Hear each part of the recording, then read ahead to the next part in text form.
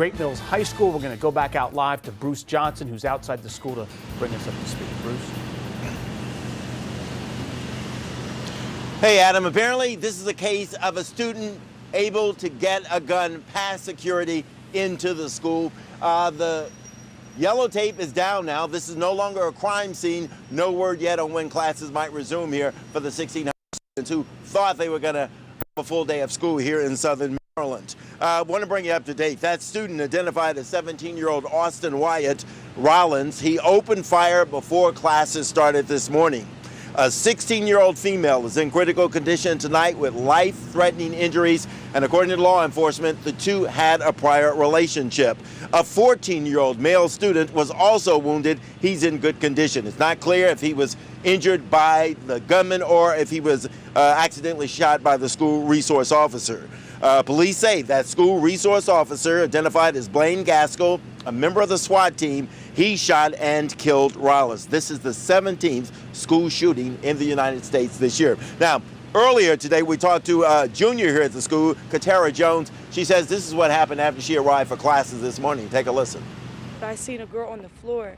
I didn't know exactly what happened because I came to school late, but then teachers started rushing me to the media center and telling me to stay in there. Everybody's rushing, and it was just a lot. Like, I'm hearing that girl just passed out. Next thing you know, I hear that girl got shot, and it's just like, well, where's the shooter? Because, you know, you don't know what's going on, and it's just like, it's my life. So, like, I'm only 17, so I was really scared.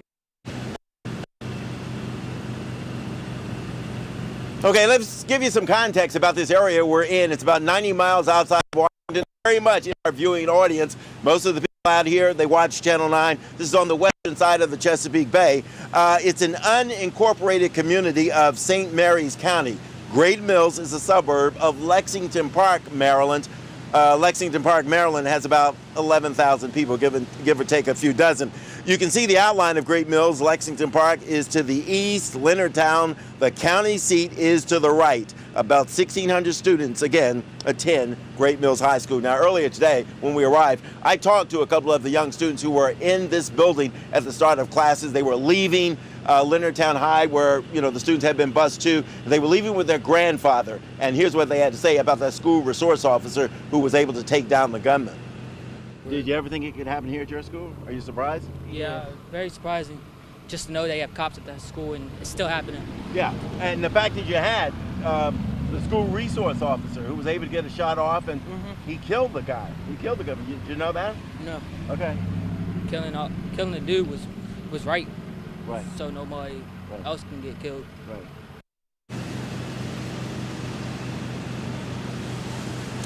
Now, investigators tell us that the shooter had a Glock semi-automatic handgun. You know anything about guns? There are several varieties of the Glock. They're not giving any more specifics, but we want to tell you a little bit about one gun, the Glock 19.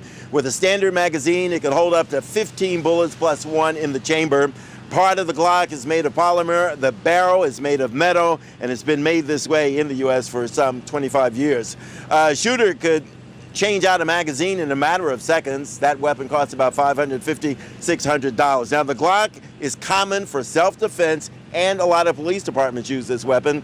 It's also used in competition and target practice. Now, as far as guns go, this is a very average gun in terms of firing capacity. Again, this is a semi-automatic weapon, so every time the trigger is pulled, a bullet is fired. We also want to point out that Maryland Senator Ben Cardin of Baltimore, he came out to St. Mary's County today because he wanted to hear firsthand of what went on and to make his pitch for more gun control. Take a listen to what he had to say earlier today. It was one of shock, one of anger. It was one of almost disbelief that it's now here in Maryland, in St. Mary's County, a peaceful county, that another tragedy occurred. So I think my first reaction was, oh no, not another, and we haven't acted. Congress needs to pass sensible gun safety legislation, universal background checks, get assault weapons off the street. We need to work together as a community to make sure that our children are safe. Okay, you can imagine the impact this is having on the entire area here, far outside of this school and Leonardtown High School over there.